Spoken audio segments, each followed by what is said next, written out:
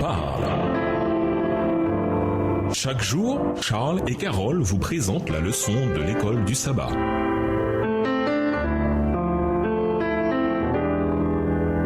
Bienvenue dans votre émission. Dieu nous parle. Nous voilà à la leçon de mercredi, le guide de Paul pour bien aimer, le guide de Paul pour bien vivre et bien aimer. La lettre de Paul aux Romains est surtout connue pour ses explications détaillées de la grande doctrine du salut par la foi à travers la mort du Christ. Mais après 11 chapitres d'un tel enseignement, il y a un changement d'orientation. Paul propose un guide pratique pour bien vivre et bien aimer, guide fondé sur la grâce et l'amour de Dieu tels qu'ils ont été révélés en Jésus et dans le récit évangélique. Je vous encourage donc, mes frères, au nom de toute la magnanimité de Dieu, à offrir votre corps comme un sacrifice vivant, saint et agréable de Dieu. Voilà quel sera pour vous le culte conforme à la parole. Romains 12, verset 1. Dans les faits, Paul dit qu'à cause de ce que Dieu a fait pour nous en Jésus, c'est ainsi que nous devrions vivre. Lisons Romains 12, en notant en particulier les instructions concernant le fait d'aimer et de se soucier des autres, surtout des nécessiteux. Romains 12. Je vous exhorte donc, frères, par les compassions de Dieu, à offrir vos corps comme un sacrifice vivant, saint, agréable à Dieu, ce qui sera de votre part un culte raisonnable. Ne vous conformez pas au siècle présent, mais soyez transformés par le renouvellement de l'intelligence, afin que vous discerniez quelle est la volonté de Dieu, ce qui est bon, agréable et parfait. Par la grâce qui m'a été donnée, je dis à chacun de vous de n'avoir pas de lui-même une trop haute opinion,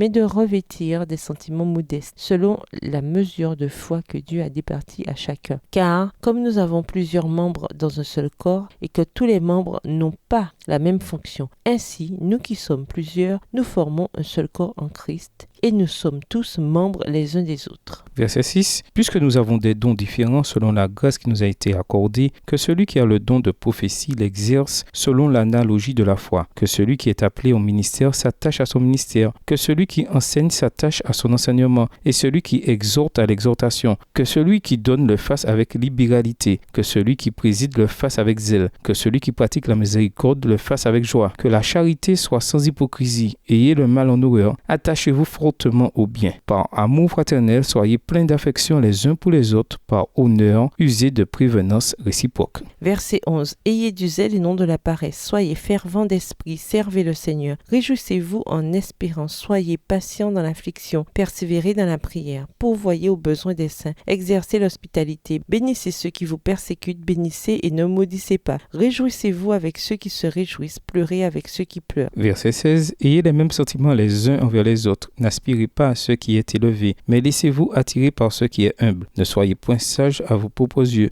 ne rendez à personne le mal pour le mal, recherchez ce qui est bien devant tous les hommes. S'il est possible, autant que cela dépend de vous, soyez en paix avec tous les hommes. Ne vous vengez point vous-même, bien-aimés, mais laissez agir la colère, car il est écrit, à moi la vengeance, à moi la rétribution, dit le Seigneur. Mais si ton ennemi a faim, donne-lui à manger, s'il a soif, donne-lui à boire, car en agissant ainsi, ce sont des charbons ardents que tu amasseras sur sa tête. Ne te laisse pas vaincre par le mal, mais surmonte le mal par le bien. En un sens, Romains 12 résume bien des thèmes auxquels Paul accorde une attention plus détaillée dans certaines de ses autres lettres. Il parle des différents rôles et dons au sein du corps de l'Église, y compris le service et l'encouragement d'autrui et la libéralité, voire les versets 3 à 8. Mais non seulement ces choses doivent être faites, encore doivent-elles être bien faites, avec enthousiasme et surtout avec amour, voire les versets 9 à 11. Paul décrit en termes concrets en quoi consiste ce genre de vie. Il exhorte les croyants à être patients dans les difficultés et la persécution, à s'occuper des nécessiteux, à être des pacificateurs partout et chaque fois que c'est possible. Et comme nous l'avons vu précédemment, à répondre au mal et à l'injustice avec bonté et à surmonter le mal en faisant ce qui est bien. Voir Romains 12 et versets 20 et 21. Ce chapitre souligne ce que signifie vivre comme une nouvelle personne en servant Dieu individuellement et en tant que membre de la communauté de foi. Paul dit à ses nouveaux disciples de Jésus que leur vie, leurs priorités et leurs actes devaient changer en raison de ce que Jésus avait fait pour eux par sa mort sur la croix et de l'espérance en la vie éternelle. Comme ils vivaient dans une société tyrannique et souvent cruelle au cœur de l'Empire romain, Paul leur ordonna de vivre différemment. Ne vous conformez pas au monde présent, mais soyez transformés par le renouvellement de votre intelligence. Romains 12, verset 2. Quelles sont certaines des attitudes et des pratiques auxquelles il vous faut résister pour pouvoir bien vivre et bien aimer en tant que disciple de Jésus aujourd'hui? Et nous vous laissons avec la question du jour. Que considérez-vous comme étant l'un de ces plus petits dans votre collectivité? Au revoir. Et à demain si Dieu veut.